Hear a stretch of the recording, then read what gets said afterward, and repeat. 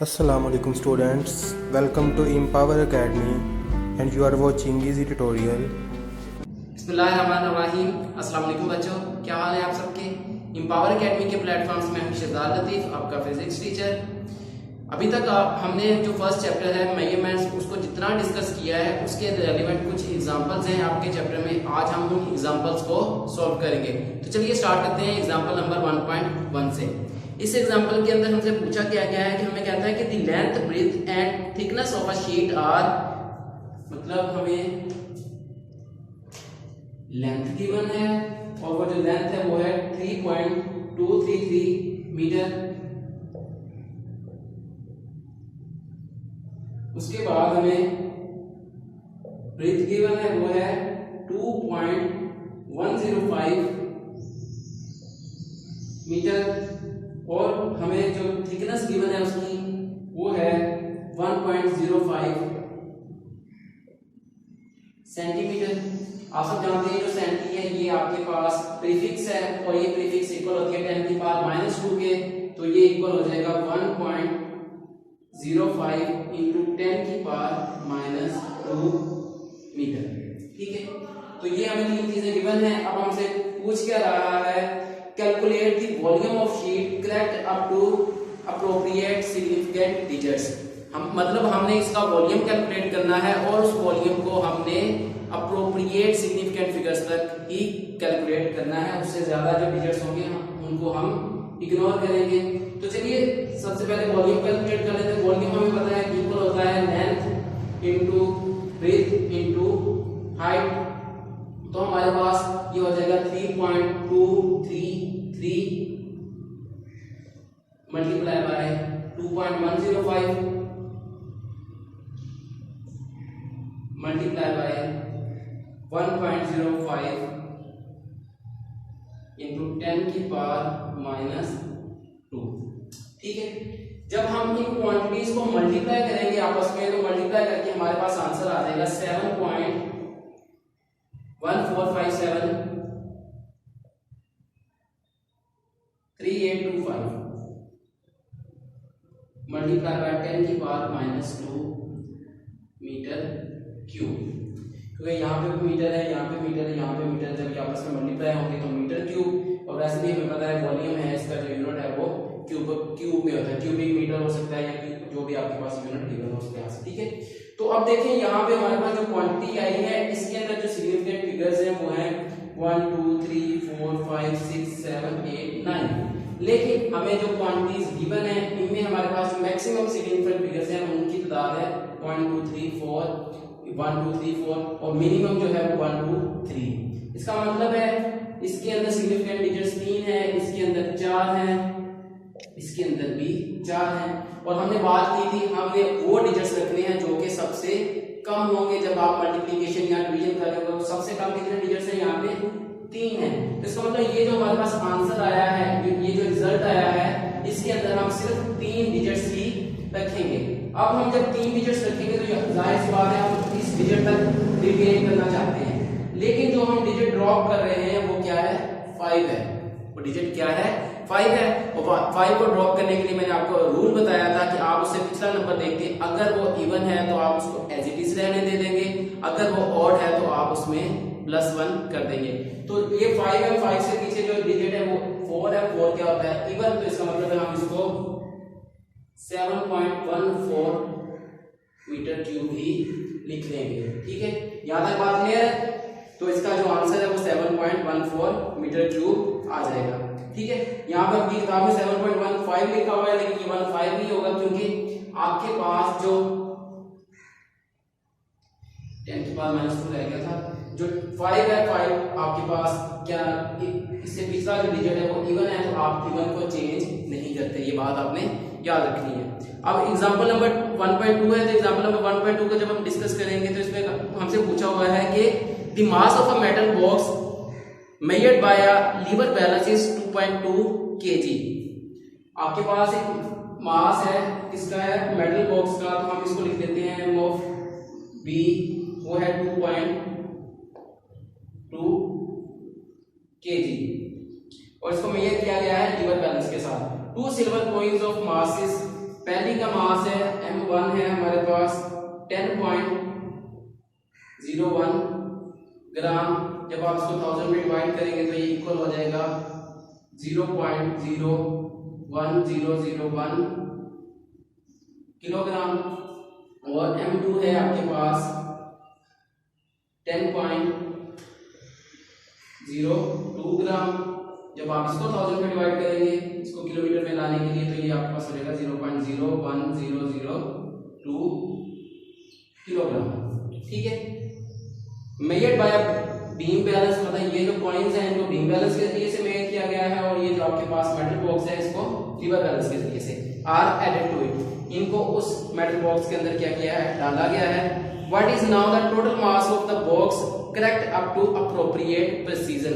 हमने appropriate precision तक calculate करके बताना है कि आपके पास ये जो मेटल बॉक्स है अब इसका टोटल मास कितना होगा। मतलब पहले उसका मास कितना था 2.2 kg था, अब आपने क्या किया उसके अंदर ये दो पॉइंट्स डाले हैं, ये दो पॉइंट्स डालने के बाद अप्रोप्रिएट प्रिसीजन तक उसका मास कितना है। तो सब जाहिर सी बात है जब ये मास उसके अंदर आपने ऐड किया तो ये सारी की सारी क्वांटिटीज क्या होंगी, आपस में ऐड होंगी। तो इसका मतलब हम इसको इस तरह लिखेंगे 2.2 प्लस ये आपके पास हो जाएगा 0.01001 और ये हो जाएगा 0.01002। आप इन तीनों क्वांटिटीज को क्या करेंगे, ऐड करेंगे, 2 + 1 3 हो जाएगा 0 0 2 2 और ये 0.2। ठीक है, ये आपके पास आ गया उस मेटल बॉक्स का टोटल मास। लेकिन आपने इसको कैलकुलेट करना है अप्रोप्रिएट प्रिसीजन तक। तो उसके लिए आप देखेंगे कि आपके पास ये जो तीन क्वांटिटीज आपको गिवन है इनमें से कम जो आपके पास डेसिमल पार्ट है उसमें कितने डिजिट्स हैं। तो सबसे कम अगर देखा जाए तो इसी के अंदर है वो 1 डिजिट है, इसका मतलब हम इसको इक्वल लिख लेंगे 2.2 किलोग्राम की। ठीक है, यहां तक बात क्लियर है। तो इसका मतलब है जो आपके पास मेटल बॉक्स है अब भी उसका जो मास है वो 2.2 kg ही रहेगा। अभी एग्जांपल नंबर 1.3 में हमसे पूछा गया है कि the diameter and length of a metal cylinder measured with the help of vernier callipers of least count 0.01 centimetre. ये मैं आपको कई मतलब बता चुका हूं कि जो वर्नियर कैलिपर है उसका लीस्ट काउंट 0.01 सेंटीमीटर है, और उसमें जो सिलेंडर है उसकी जो आपके पास डायमीटर है वो है 1.22 सेंटीमीटर और उसकी लेंथ है 5.35 सेंटीमीटर। मतलब हमारे पास जो D है वो इक्वल है 1.22 सेंटीमीटर और जो लेंथ है वो है 5.35 सेंटीमीटर।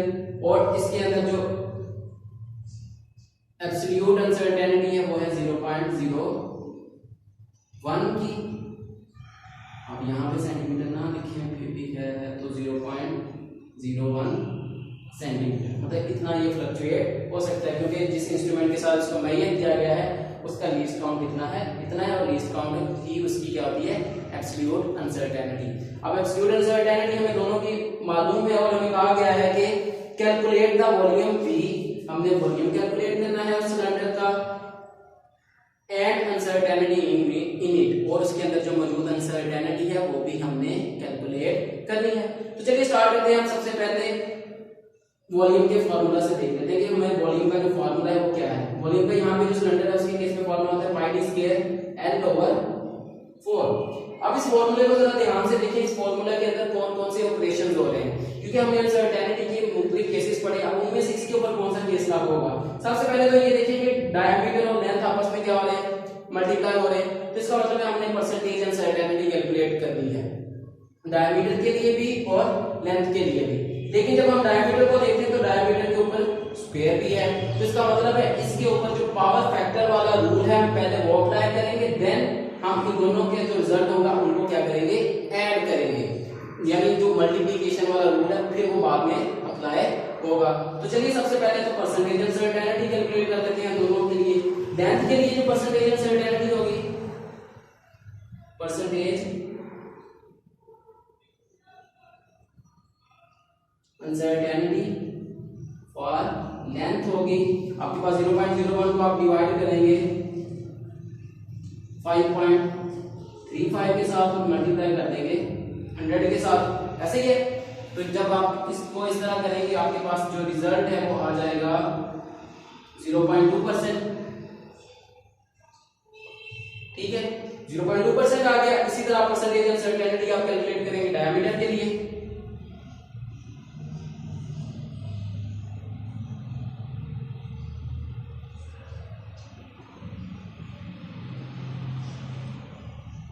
वो हो जाएगा आपके पास, आप डायमीटर का जो एब्सोल्यूट अनसर्टेनिटी है उसको डिवाइड कर देंगे टोटल क्वांटिटी के ऊपर 0.01 डिवाइडेड बाय 1.22 मल्टीप्लाई बाय 100। जब आप इसको कैलकुलेट करेंगे आपके पास जो रिजल्ट है वो आ जाएगा 0.8%। अब हम डायमीटर के लिए टोटल अनसर्टेनिटी कैलकुलेट करेंगे, हमें पावर फैक्टर का रूल अप्लाई करना पड़ेगा। तो इसका मतलब है हम total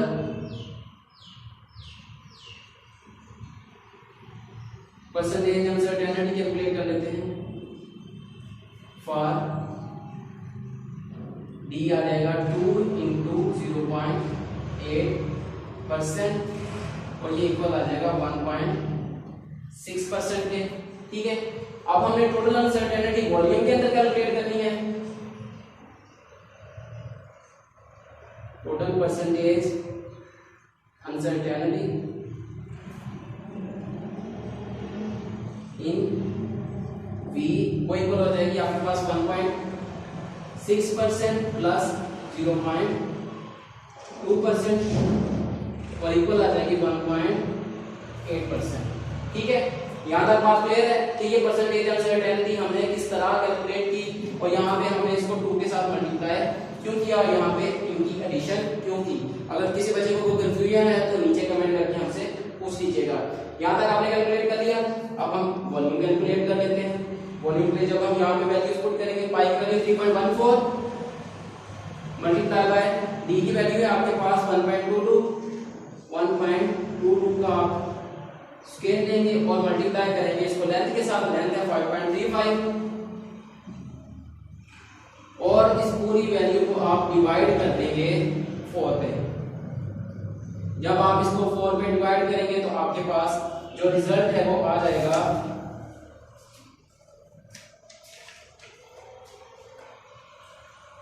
6.25090794 centimetre cube plus minus आपके पास कितना है 1.8% अनसर्टेनिटी है।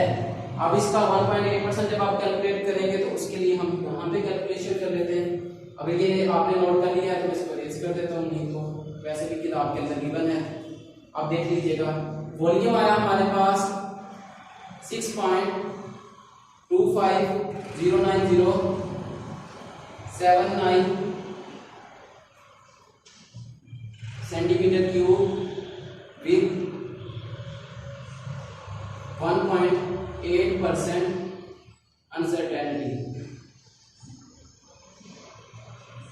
अगर मैंने आपको कल बताया था आपको जो कैलकुलेशन करनी हो, कोई परसेंटेज निकालिए तो आप क्या करते हैं, जितना परसेंट निकालना है उसको 100 पे डिवाइड करके जिस क्वांटिटी का निकालना है उसके साथ मल्टीप्लाई कर दिया जाता है। तो यहाँ पे हमने 1.8% निकालना है इसका, तो हम क्या करेंगे 1.8 को डिवाइड करेंगे 100 पे और मल्टीप्लाई कर देंगे इसी क्वांटिटी के साथ,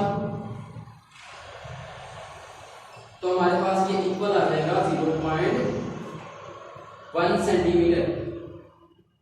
ठीक है, तो ये आपके पास क्या आ जाएगी, इसकी टोटल अनसर्टेनिटी, मतलब आपके पास जो वॉल्यूम है। और यहाँ पे आप इसको क्या करेंगे, इसकी जो सिग्निफिकेंट फिगर्स तक इसको कैलकुलेट करना चाहिए। तो सिग्निफिकेंट फिगर्स के लिए आपको मालूम है सबसे जो कम सिग्निफिकेंट फिगर्स हैं वो आपके किसके अंदर मौजूद हैं, लेंथ के अंदर और डायमीटर के अंदर सेम ही है। तो इसको आप 3 डिजिट्स तक ही रखेंगे तो आपके पास हो जाएगा 6.25 प्लस माइनस 0.1 सेंटीमीटर।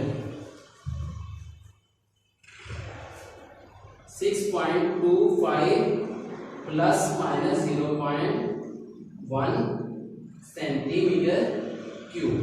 ठीक है, तो ये आपके पास क्या आ जाएगी, अनसर्टेनिटी आ जाएगी जितनी के इसके अंदर मौजूद है। यहाँ पे भी आपके पास आप लिख सकते हैं सेंटीमीटर क्यूब, क्योंकि आपके पास ये वॉल्यूम के लिए अनसर्टेनिटी है। ठीक है, यहाँ तक बात क्लियर है। अगर इन तीनों एग्जांपल्स में किसी बच्चे को कोई कंफ्यूजन हो तो आप नीचे कमेंट करके हमसे क्वेश्चन लाजमी कीजिएगा। इंशाल्लाह हम आपकी वो जो कंफ्यूजन है उसको दूर करने की पूरी कोशिश करेंगे। तब तक के लिए अल्लाह हाफिज।